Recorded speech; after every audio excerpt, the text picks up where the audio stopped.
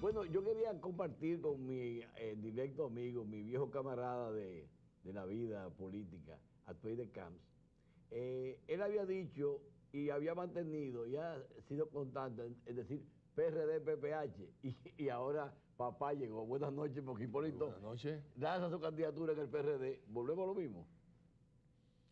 Bueno, el amigo ingeniero Miguel Vargas Maldonado llegó a una negociación con el presidente Fernández, lo que le ha permitido al expresidente Hipólito Mejía y al propio presidente Fernández poder aspirar posteriormente.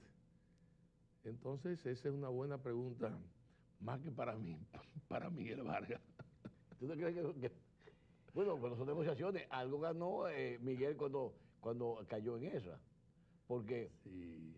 en el PLD hubo sectores que estaban retrasando la aprobación de la reforma constitucional porque había esa figura no grata para ciertos aspirantes a la presidencia en el Partido de la Liberación. Yo te voy a decir lo que ganó Miguel. Primero, esa fue una gestión que hizo Leonel Fernández Reina con Hipólito Mejía. Pero a Hipólito le funcionó el trauma, si fue que fue trauma, o el revés histórico de la derrota electoral de la reelección, con él a la cabeza. Entonces le tenían miedo, como el diablo a la cruz, de volver a ensayar una cosa que tuviera una segunda derrota. Pero apareció Miguelito como un d'Artagnan al ataque, dispuesto a ser interlocutor presidencial o con el presidente, y entonces cayó de quinto. Es decir, aceptó ir al terreno que el presidente quería. Y ahí él le dio un codazo a Hipólito al interior del partido, porque pasó a ser el interlocutor válido en ese momento, el reconocido como jefe del PRD-PPH, y entonces pues se produjo ese acuerdo que todos conocemos, en donde los progresistas, así como los marxistas señalan que el arribo de la burguesía post-feudalismo fue revolucionario, los revolucionarios en ese momento era dejar el nunca jamás. Y entonces le hubiera caído por gravedad. Yo tengo aquí un amigo Fafa Tavera, que es el segundo probablemente entrevistado o el primero entrevistado, y entonces me siento muy bien porque Fafa asume un rostro oriental cada vez que uno dice este tipo de cosas, y entonces uno sabe exactamente si él está rechazando o admitiendo. Pero bien, él tendrá su oportunidad de aclarar. En ese sentido, lo correcto era, lo progresista era, que se aplicara el nunca jamás, que lo sabe muy bien Pacheco, entre otras cosas. Pero bueno, llegó a ese acuerdo, y ahora Hipólito creo que ha concebido una tesis de que, ¿cómo se llama? Grupo PRD, o sea, llegó papá, algo así, ¿no? Sí, sí. Sí, llegó papá. El mismo PPH llegó con otro nombre. Exactamente. Bien. Pero bueno, PPH, Proyecto Hipólito Mejía, versión 2. Ahora con una consigna de que llegó papá. Fui invitado, quiero decirte. No juegue. Sí. Pero, Estuvo César Cedeño en mi casa, no me encontraba, lamentablemente, pero fui invitado. Me reí muchísimo con César Cedeño por teléfono. no, que César Cedeño es una chuleta. Yo he estado, de los políticos PPHistas que más me encanta es César Cedeño. Él estuvo aquí en este programa hasta el último día de Roma. Hemos estado en su gobierno. Y cuando lo vi declarando ahí, ayer o antes de ayer, dije, están todos a una con una sola consigna, así que lleva Miguelito de paso. Sí, bueno, pero no, tampoco es así de que están todos a una, ¿no? Ahí faltó mucha gente que no estaba. No, estaba lleno. Le hicieron hasta un tributo a Sánchez Varey y compañía. No, yo no estoy diciendo que no estuviera lleno. Yo me refiero a que ahí faltó mucha otra gente que tuvo mucho compromiso con Hipólito. No, porque pasa lo que pasa. ¿Qué es lo que pasa? Yo percibo que han hecho una estrategia de hacer varias fuerzas que al final se van a plegar a Hipólito. Oh. ¿Te entiendes? Van a hacer lo que diríamos en guerra de guerrilla, fiesta por un lado y ataque por el otro. Habrán los que van a los juegos pesados. Hipólito este año viene como un conservador, ¿tú entiendes? Un hombre tranquilo, que promesas a largo plazo, un hombre tranquilo, conciliador, mientras que los otros dos van a estar dando fuego de la peor manera a Miguel y luego dirán que se pliegan al proyecto de Hipólito, porque son gente de Hipólito. Mira, a propósito, si Hipólito se acuesta a dormir de ese lado, le puede ir mal, porque además Hipólito es Hipólito. En la campaña política, de Hipólito, a Hipólito se le zafa lo del pichirrí. Sí, sí. Y bueno, arma un lío para los jefes de campaña y para los asesores americanos que estamos aquí, que pagaba el partido, no lo pagaba él. Bien. Ben Cartwright y otro más, por cierto, muy capaz. Y a mí me tocó un poco desmontar el tema este. Y entonces digo, bueno, lo que pasa es que el presidente de la República, porque Leonel quiso desvirtuar el bendito pichirrí. Lo que pasa es que el presidente de la República vivió demasiados años en Estados Unidos y no sabe lo que es el pichirrí. Entonces yo me pongo a explicar lo que es el pichirrí y dar una vuelta por ahí y demás. Ay. Ahí fue que cogió gusto Hipólito con el bendito pichirrí. Y que le aprieto el pichirrí, que yo cuánto pichirrí. Después le apretaron el pichirrí a él, por supuesto, ¿no? Como así es la vida. De todos modos, no, yo me alegro que Hipólito haya hecho su acto, que haya salido bien de su acto. Pero mira, cuando se hizo la negociación, vamos a ver los otros actos ahora. entre Miguel y Leonel, fue un lanzamiento de Miguel. En esa semana parecía que el PRD había cogido el poder, ya. Sí. O sea, había un júbilo y eso le permitió a Miguel inclusive darle jaque mate a Hipólito, lo sacaron a toda la gente de Hipólito del partido y Miguel tomó control de todas las estructuras del partido. Y por supuesto, te voy a decir que la contraparte fue el avance del PLD en el Congreso. Le metieron el contrato de la Barrigol que aprobaron sin leer, le metieron una cantidad de recursos para el déficit presupuestal que era de 700 millones de dólares. Se lo aprobaron y para darle una concesión más, le aprobaron 1.000 millones en adición para la campaña política, entre otras cosas. Óyeme, así se hace oposición, así no se puede hacer oposición. Pero el grupo de Hipólito tampoco estaba en eso. O sea, tampoco el otro grupo estaba en oposición. No, pero ellos desplazaron, pregunta a ver cuántos diputados había electos en el acto de Hipólito. Dato curioso. La verdad que yo no estaba aquí, yo no vi esa contabilidad, pero... Dato curioso, averigua a ver. Yo me imagino que él no salió ganancioso. Muy poco. Muy poco, sí. O sea, averigua a ver cuántos síndicos habían presentes. Es decir, que tampoco tiene poder representación. No, yo hago esa observación y tú que eres un hombre muy curioso, Yo no estaba ahí. Y que no es de ahora, No, pero que yo creo, yo estoy de acuerdo con Hipólito, fíjate, yo creo que Hipólito le va a poner salsa al caldo. Sí, yo creo que él va a darle sabor al PRD. Hipólito, porque Hipólito es folclórico, le da colorido. Yo me imagino en los dos extremos, Leonel con su parsimonia y su delicadeza hablando, y el otro lado, y el otro por la calle del medio. Tú sabes que Nagua ganó el compa. Claro, el compa era un viejo cuadro del PRD histórico que se pasó al PLD y tenía un programa que decía salsa, bachata, son y otras cosas. Así se llamaba el programa. Tuvo bastante éxito. Ahora que él está teniendo éxito. Ahora. El compa sigue, ganó la sindicatura. Vamos a hacer una pausa, estoy. Volvemos un momentico, señor director.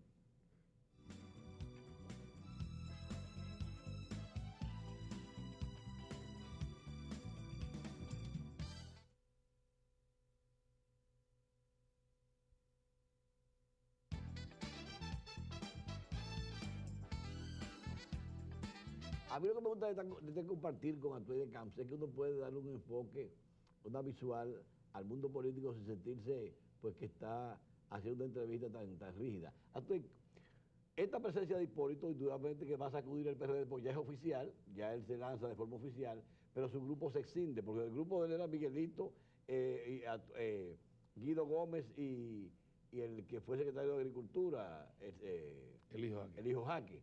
Bueno, eso por ese lado. Ahora yo creo que la estrategia y lo que he visto por lo que declaró César Cedeño y otros es, lo primero es que cojan una licencia la dirección del partido y que una comisión ad hoc pues que haga el proceso de aquí en adelante, porque Miguel no puede ser juez y parte en el proceso de seleccionar el candidato presidencial.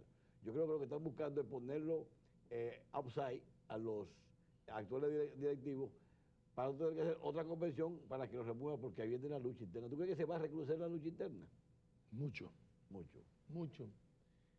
Y ahí no hay arbitraje. No lo hay.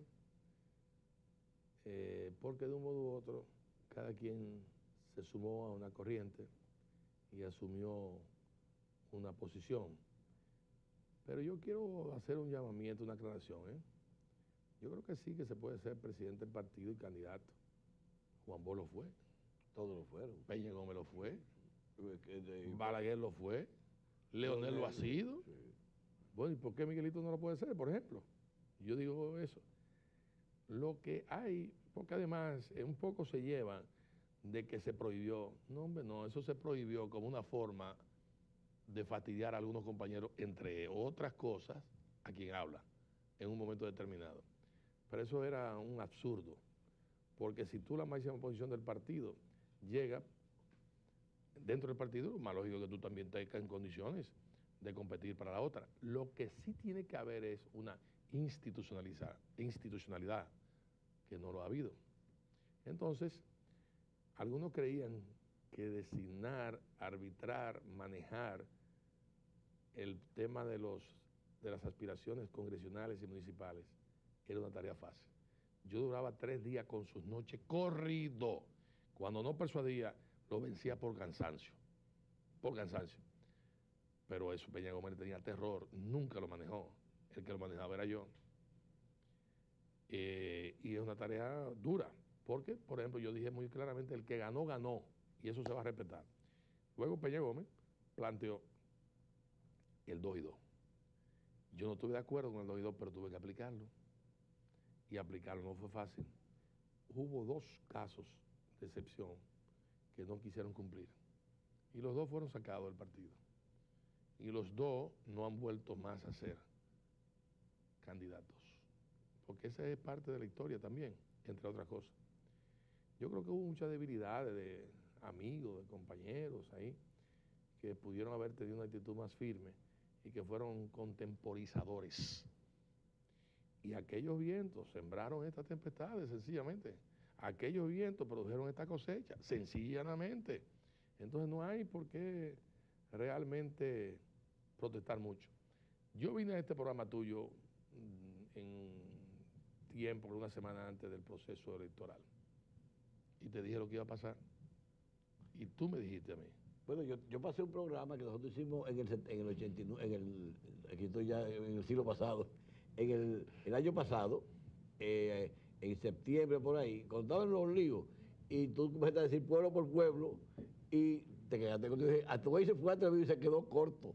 O sea, con lo que pasó después, porque todavía no había pasado lo de Asua, no se había ido Calderón, o sea, una serie de cosas que tú decías que ese candidato que tenía el PRD impuesto no le iba a ganar al candidato del PLD, porque los PRDistas van a estar y lo he repetido 2 veces, porque diciendo... Parecería de ahora. De ahora, o sea, parecía como que había sido 2 semanas antes de la campaña electoral y fue antes. Y tú sabes qué es lo que me da, no es que yo soy adivino y no, mucho menos, ni consulto brujo, no, la experiencia. Además yo he visitado esos pueblos y he visto, y conozco a los dirigentes. A eso hay que meterle otro aderezo, que se vendieron posiciones, se hicieron compras de posiciones, y eso nunca se había producido. Y del mismo modo tengo que decir que mucha gente desvirtúa, que cámara alta y cámara baja. No, eso es los lores en Inglaterra. Aquí es Cámara de Diputados y Cámara de Senadores. Ni una es alta ni otra es baja, sencillamente. Pero no tienen las mismas responsabilidades. El Senado es una cosa superior aparte. No. Ante la Asamblea Nacional son los mismos. Sí, pero como Cámara, el Senado tiene la representación diplomática, los jueces, la Consejo de Magistratura, los cosas que no tiene la Cámara de Diputados. No, Aquello pero, es la gleba. no, tampoco es así. La Cámara de Diputados tiene perfectamente, entre otros, derecho a interpelación, que no tiene la otra, sino que la otra concluye, y varias otras cosas más. Pues eso son funciones y especificidades que de un modo u otro se le asignan. En términos de Asamblea Nacional, es la suma de las dos cámaras. Preside el Senado. ¿Cómo? El presidente del Senado preside la Asamblea Nacional. Y copreside. El presidente, el segundo, Pues ya. la gleba. No, ¿qué gleba? No hay ni cámara alta ni cámara baja. Pero bueno, de todos modos lo que quiero decirte es... Tú dices eso porque tú fuiste presidente de la Cámara de Diputados, entonces No. tú defiendes a los diputados. No, Sí, hombre. pero espérate, yo fui presidente de la Asamblea, no estaba presente el presidente del Senado, estaba por China, y en un momento determinado, en varios momentos, fui presidente de la Asamblea, y la Cámara de Diputados, soy sincero, es más dinámica, es más activa. Sí, porque es el pueblo. Es el pueblo. O sea, exactamente. el legislador ha trazado que sea la selección es variopinta. Exactamente, variopinta y más vivencias. Sí, para que le presente la oferta representa al pueblo. El otro es a la población, sí, en general, a la demarcación. Sí. Pues y esa foto de tu idea. No, a eso voy, ¿no? Fíjense aquí cómo cambian los tiempos. Esto es en la Cámara de Diputados, efectivamente, y observen ese reportero que hay, míralo ahí, ese es la persona que me está entrevistando en estos momentos, don Alfredo Freite y Santana Rosa. Óigame bien, para que ustedes vean cómo los tiempos cambian. Él dice que sigue siendo un hombre buen mozo, pese al tiempo. Yo no lo discuto. No, pero muy bien. No, hay que reconocer que tú introdujiste cambios en el Congreso, la dinamización de la Cámara de Diputados, que estaba acostumbrado al asunto del mandato balaguerista. Sello bomígrafo del gobierno. Del gobierno, pues cogió mucho color y permitió inclusive después unas modificaciones a la misma estructura que ha desembocado, bueno, se descarrió la función legislativa, pero a importantizar el Congreso. Así es. Porque antes, yo me recuerdo ver pidiendo a los diputados, haciendo antesala en la Secretaría de Estado, pidiendo chelitos a los secretarios de Estado, como personajes de tercera. Exactamente. Antes el Congreso era una ficción, como diría Juan Isidro Jiménez de Lullón. Y bueno, creamos las comisiones, le dimos oficina a las comisiones, inscribimos en el Parlamento Mundial a la Cámara, le metimos placas más bajitas, le dimos pasaporte diplomático, le dimos un mejor salario, lo duplicamos el salario, el presupuesto de la Cámara anual eran 3 millones y pico, ahora solamente son 400 para canasta. Óigame eso, entre otras cosas, no había barrilito, sobornar no era tarea fácil allá por muchísimas razones y porque además uno tenía cierto control. Activamos el boletín de la Cámara, recuperamos la biblioteca, produjimos un restaurante para los señores legisladores, bueno, hicimos una serie de cosas, el edificio también fue mejorado, volvimos a las viejas réplicas de los muebles que tenía el Congreso a principios del siglo XIX, prácticamente, a finales del siglo XIX, en el Palacio Boyerar, lo produjimos eso, y finalmente nos dimos un poco a respetar, le tumbamos al presidente de la República 2 préstamos que eran corruptos, le metimos interpelaciones, como el caso de Pedro Porrelo Reynoso, le revisamos por primera vez en la historia republicana un presupuesto a un presidente, no los observó, se lo rechazamos y le hicimos aprobar eso, le rechazamos también los plenos poderes, le aprobamos una cantidad de bonos, no soberanos, pero bonos en definitiva para resolver. Y finalmente, el congresista, como tú manifiestas, fue un congresista que se dio a respetar e hicimos muchísimas cosas, código de trabajo mejorado, hicimos el Infotet, creamos una serie de situaciones que en definitiva el país requería. Pero luce cojo el país en términos de distribución y equilibrio de los poderes de que hablaba Montesquieu. Y hay ahora, con esta victoria electoral masiva en términos de senadores, hay ahora muchísimos riesgos que de un modo u otro tienen que ser bien analizados porque ni siquiera en las peores circunstancias electorales, el Partido Revolucionario Dominicano histórico, no me refiero al actual, dejó de haber llevado un par de congresistas. Entre ellos, recuerdo perfectamente a Pablo Rafael Casimiro Castro y otros más también que ganábamos.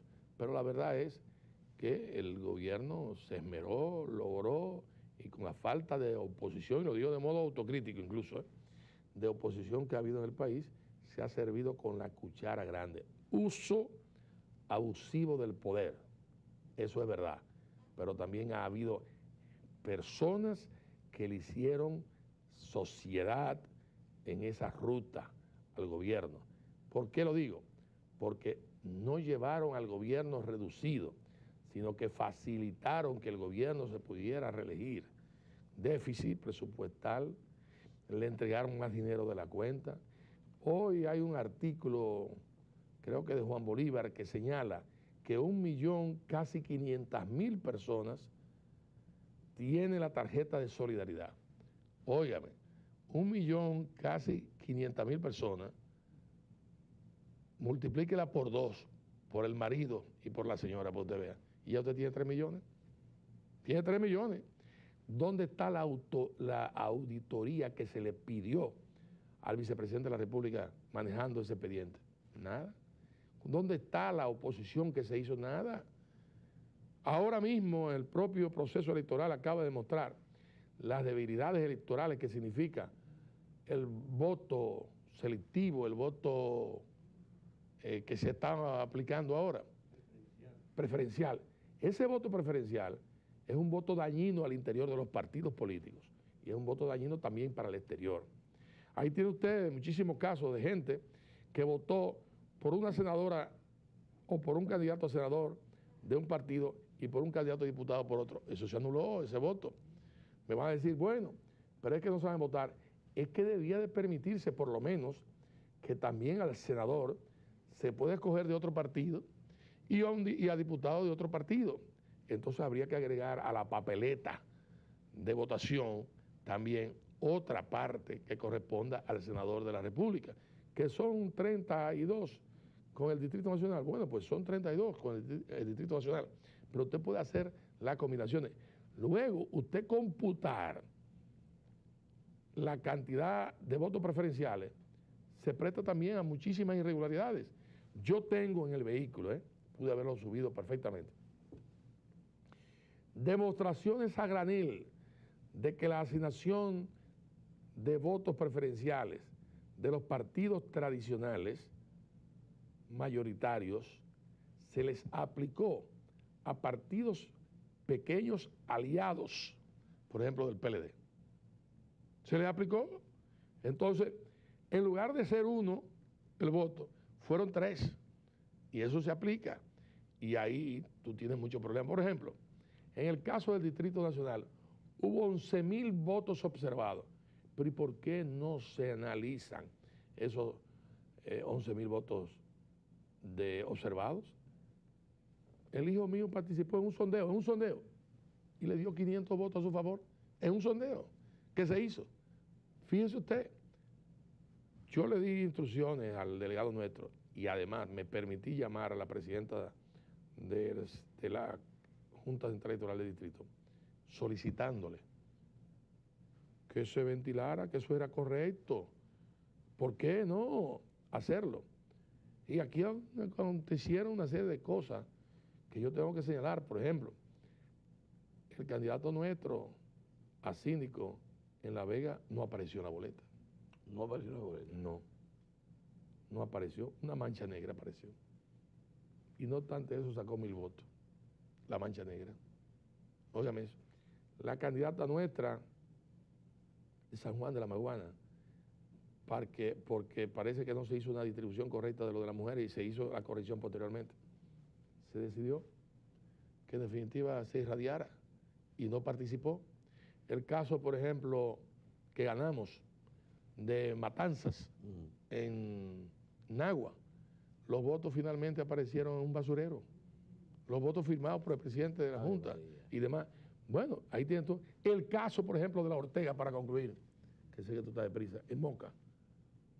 Ahí, lo mismo que nos hicieron a nosotros en Agua, aconteció ahí, con el PLD, que se le rechazó.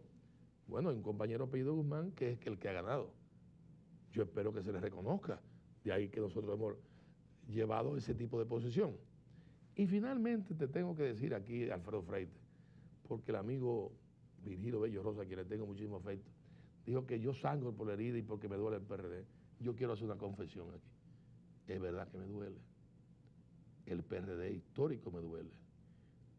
El PRD actual no me duele tanto, pero da muchísima pena lo que ha acontecido, muchísima pena. Y por supuesto, sangro por la herida. Y tengo que decir cosas que probablemente a otros no les gusten. A todos, muchas gracias. Gracias, don Alfredo. Adelante, señor director.